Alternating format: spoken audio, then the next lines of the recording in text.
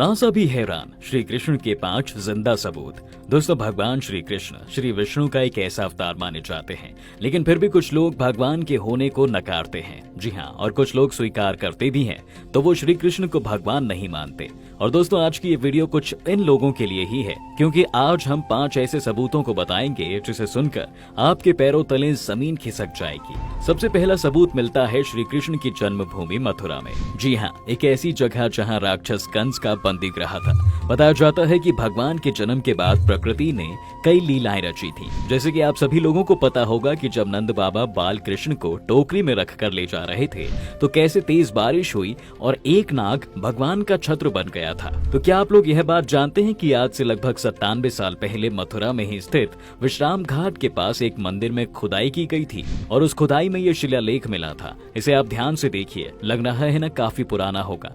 आपको बता दें दोस्तों कि जब इतिहासकारों द्वारा कार्बन डेटिंग के माध्यम से यह पता करने की कोशिश की गई कि यह शिलालेख कितनी पुरानी हो सकती है, तो उस समय यह पता चला कि लगभग 4 से 5 हजार साल पुरानी है। अब बहुत सारे लोग ये सोच रहे होंगे कि ये इतनी पुरानी चीज अभी तक कैसे रह सकती है, तो हैरान होने की बात नहीं है दोस्तों, ऐसा हो सकता है। जी हाँ, डायनासोर के अवशेष ऐसे ही मिले थे ना, तो ऐसे ही भगवान श्री कृष्ण के होने का एक सबूत मथुरा की भूमि पर उभर कर सामने आया। और अगर आपने आर्यभट्ट के बारे में पढ़ा हो या सुना हो, तो आपको पता होगा कि उन्होंने भी बताया था कि महाभारत का युद्ध करीब 3100 ईसी पूर्व में हुआ था। तो कृष्ण का वजूद इस दुनिया में था, यह पहले सबूत से साबित होता है और इस दुनिया का कोई भी इंसान नहीं झुठला सकता।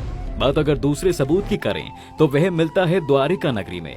दोस्तों, आप सभी को पता होगा कि महाभारत के युद्ध के बाद गांधारी ने भगवान कृष्ण को श्राप दिया था कि आपकी नगरी पूरी तरह समाप्त हो जाएगी, और इसी श्राप के 35 साल बाद वहां एक ऐसी आपदा आई थी जिसकी वजह से पूरी द्वारका नगरी समुद्र में समा गई थी। फिर जब इतिहासकारों ने वहां खोजबीन करवाई, तो समुद्र के अंदर से कुछ ऐसे अवशेष मिले जो कि साफ साफ यह दावा कर रहे थे कि उनका जुड़ाव भगवान कृष्ण से ही है। जी हाँ, जिनका जिक्र हमें कई ग्रंथों व पुराणों में भी मिलता है। कार्बन डेटिंग से इन्हें भी यही पता चला कि ये सारे अवशेष 4 से 5 हजार साल पुराने हैं। अगर महाभारत, कृष्ण और द्वारका नगरी काल्पनिक थी, तो कैसे समुद्र के अंदर से एक पूरी की पूरी नगरी मिली जो सीधे सीधे बता रही थी कि ये सारे सबूत भगवान कृष्ण से ही जुड़े हैं। इसके बाद तीसरे सबूत के रूप में नाम आता है निधि वन का। ये एक ऐसा चमत्कारी वन है दोस्तों, जिसके बारे में बताया जाता है कि यहाँ आज भी भगवान श्री कृष्ण खुद आते हैं, जिसे कोई भी मानने से इनकार नहीं कर सकता। दरअसल हर रोज सूरज ढलने के बाद निधि वन के द्वार को पूरी तरह से बंद कर दिया जाता है। इसके अंदर कौन सा चमत्कार होता है और कौन सा नहीं, ये भले ही किसी को नहीं पता चला हो, लेकिन जिन्होंने भी अंदर जाने की कोशिश की, जो भगवान की भक्ति की वजह से उनके तेज को बर्दाश्त कर पाए हैं, उनसे ये बात तो दुनिया को पता चली कि कृष्ण भी आज इसी वन में अपनी राधा जी व गोपियों के साथ प्रकट होते हैं। इतना ही नहीं, अगर यहाँ के मंदिरों की बात करें, तो मंदिरों के पट को बंद करने से पहले एक सेज सजाई जाती है, और जब सुबह उठकर वह पट खोला जाता है, तो जो पिछली रात को सेज सजाई गई थी वो बिखरी हुई मिलती है। प्रसाद झूठा किया हुआ मिलता है, दातून किया हुआ मिलता है, और राधा जी के श्रृंगार का सामान भी उपयोग किया हुआ दिखाई देता है। अगर निधिवन के पेड़ों की बात करें, तो ये अंदर से खोखले और ऊपर से हरे भरे नजर आते हैं। इनके बारे में कहा जाता है कि ये गोपियां ही हैं जो पट बंद होने के बाद अपने असली रूप में आकर श्री कृष्ण के साथ नृत्य करती हैं। दोस्तों, अब हम बात करते हैं चौथे सबूत की, जो कि इंडो ग्रीक के एक राजा से जुड़ी है। आप में से बहुत से लोग यह जानते होंगे कि उस समय राजा जो सिक्के डिजाइन करवाते थे, तो अक्सर उन सिक्कों के पीछे जो अधिक शक्तिशाली देवी देवता होते थे, उनकी तस्वीर को छपवाया करते थे।